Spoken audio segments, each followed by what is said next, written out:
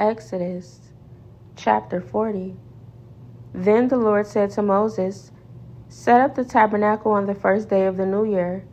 Place the Ark of the Covenant inside, and install the inner curtain to enclose the Ark within the most holy place.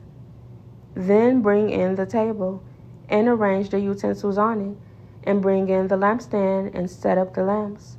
Place the gold incense altar in front of the Ark of the Covenant, then hang the curtain at the entrance of the tabernacle. Place the altar of burnt offering in front of the tabernacle entrance. Set the wash basin between the tabernacle and the altar, and fill it with water. Then set up the courtyard around the outside of the tent, and hang the curtain for the courtyard entrance. Take the anointing oil and anoint the tabernacle and all its furnishings to consecrate them and make them holy. Anoint the altar of burnt offering and its utensils to consecrate them. Then the altar will become absolutely holy. Next, anoint the wash basin and its stand to consecrate them. Present Aaron and his sons at the entrance of the tabernacle and wash them with water. Dress Aaron with the sacred garments and anoint him, consecrating him to serve me as a priest. Then present his sons and dress them in their tunics. Anoint them as you did their fathers, so they may also serve me as priests.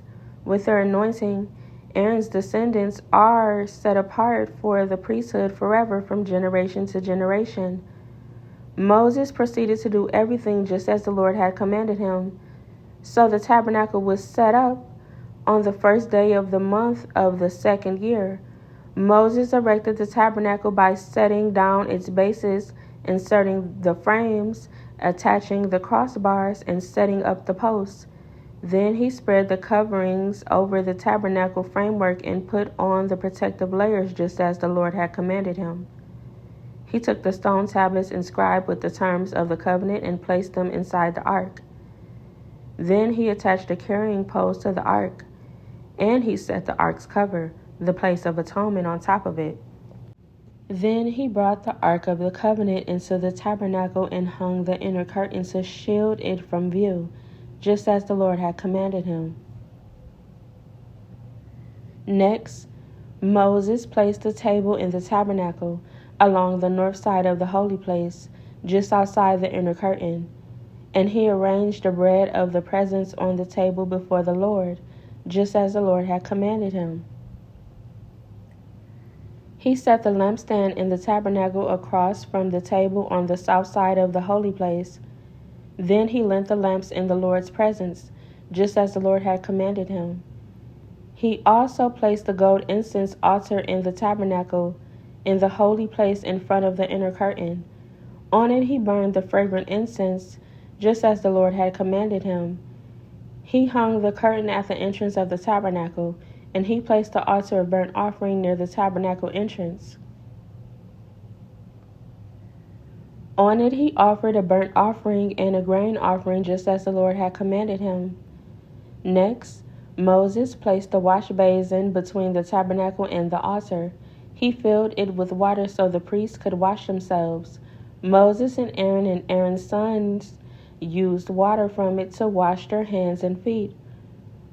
Whenever they approached the altar and entered the tabernacle, they washed themselves, just as the Lord had commanded Moses. Then he hung the curtains forming the courtyard around the tabernacle and the altar, and he set up the curtain at the entrance of the courtyard. So at last Moses finished the work.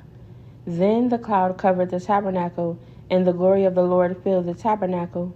Moses could no longer enter the tabernacle because the cloud had settled down over it, and the glory of the Lord filled the tabernacle. Now whenever the cloud lifted from the tabernacle, the people of Israel would set out on their journey following it. But if the cloud did not rise, they remained where they were until it lifted. The cloud of the Lord hovered over the tabernacle during the day, and at night fire glowed inside the cloud so the whole family of Israel could see it. This continued throughout all their journeys.